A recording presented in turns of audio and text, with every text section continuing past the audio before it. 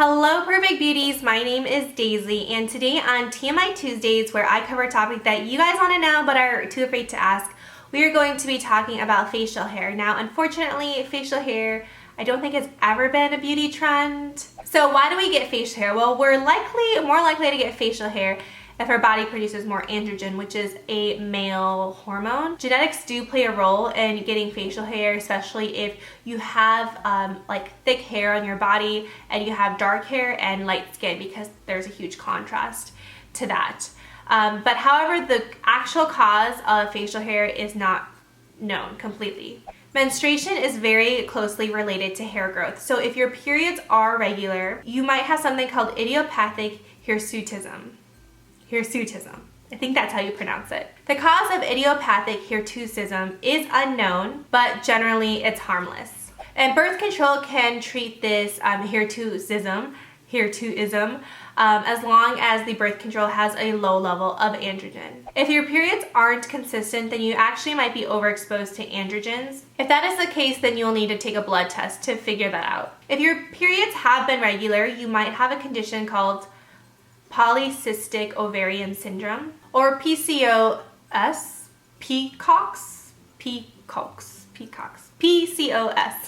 Symptoms include higher androgen levels and enlarged ovarian cysts.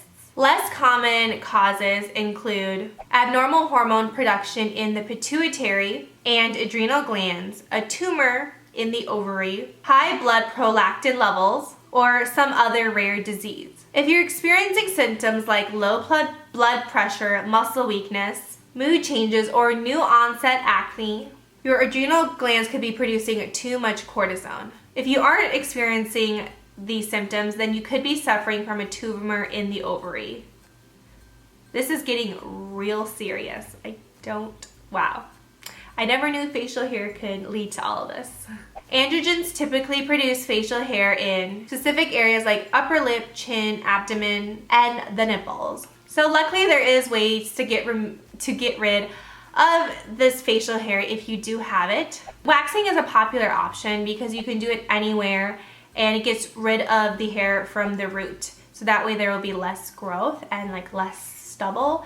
If you do shave your facial hair, then you might risk looking like a man later, because the hair will grow back to a blunt cut and it will just be kind of prickly, maybe, I don't know. So then the next common way to do it is actually threading, and I have definitely threaded my eyebrows. So basically threading is just taking a piece of thread, making a loop around it, and it's twisted around the forefinger and thumb, and then that loop catches a piece of hair. And then there's also grown-up torture devices that are like a slinky that you roll through your face.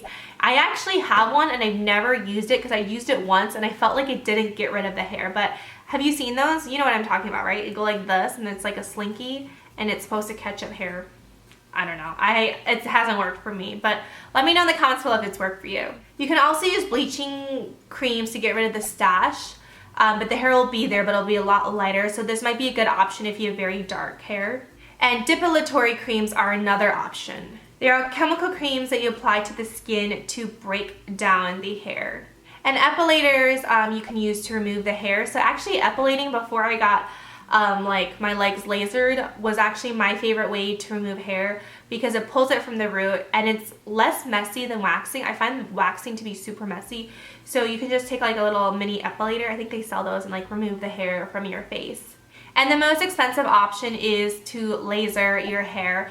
Now, I haven't gotten anything on my face lasered, but I'm assuming it is similar to how you get your body hair lasered. The hair growth doesn't really grow back after a few sessions, and if it does, it lasts much longer than waxing in my opinion.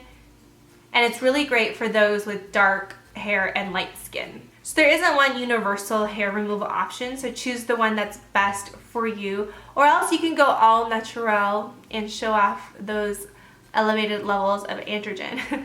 So thank you all so much for watching on this week's TMI Tuesday. Let me know in the comments below what you want me to talk about for next week's TMI, and I'll talk to you guys later. Bye!